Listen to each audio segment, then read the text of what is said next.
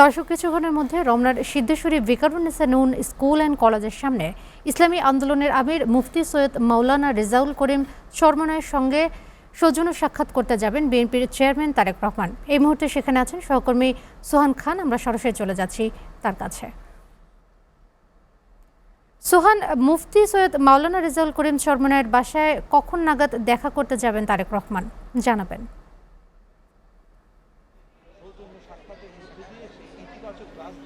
আপনাকে ধন্যবাদ। আপনি যেমনটি বলেছেন যে তারেক রহমান আপনার সিদ্ধেশ্বরী ভিকারুন্নেসা নূন স্কুল অ্যান্ড কলেজের পাশেই ইসলামী আন্দোলন বাংলাদেশের আমির মুফতি সৈয়দ রেজাউল করিমের বাসায় কিছুক্ষণের মধ্যে এসে পৌঁছাবেন। এই উদ্দেশ্যে তারেক রহমান কিছুক্ষণ আগে গুলশানের বাসা থেকে সিদ্ধেশ্বরীর উদ্দেশ্যে রওনা করছেন।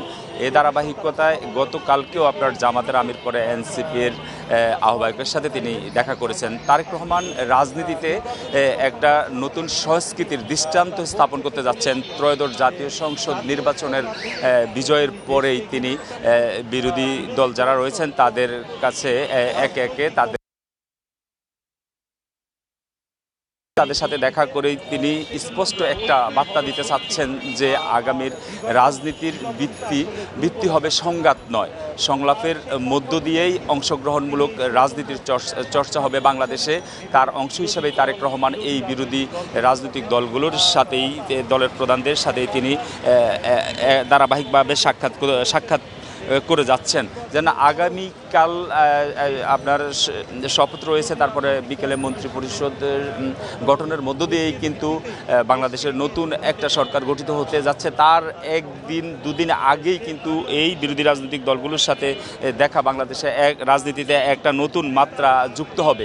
তো তারেক রহমানের এই আগমনকে কেন্দ্র করে আপনি চরমনাই বাসার সামনে আপনার নেতাকর্মী এবং গণমাধ্যম কর্মীদের ব্যাপক উপস্থিতি রয়েছে এবং সেখানে আপনার পর্যাপ্ত নিরাপত্তাও জোরদার করা রয়েছে। তবে আর আপনার ইসলামী আন্দোলনের পক্ষ থেকেও তারেক রহমানকে শুভেচ্ছা জানানোর জন্য নানান ধরনের প্রস্তুতি নেওয়া হয়েছে এবং তাদেরও সিনিয়র নেতাকর্মীরা এখানে কি আলোচনা হবে না হবে আসলে সেটা আমরা এখনো ক্লিয়ার বলতে পারতেছি না। তারেক রহমান এসে সৌজন্য সাক্ষাতের পরে আপনার ইসলামী আন্দোলনের আমির মুফতি সৈয়দ রেজাউল করিম গণমাধ্যমের সাথে কথা বলবেন। তারপরে হয়তো আমরা বিস্তারিত জানতে পারবো যে দুই দলের নেতাদের মধ্যে কি ধরনের কথোপকথন হয়েছে। সে পর্যন্ত হয়তো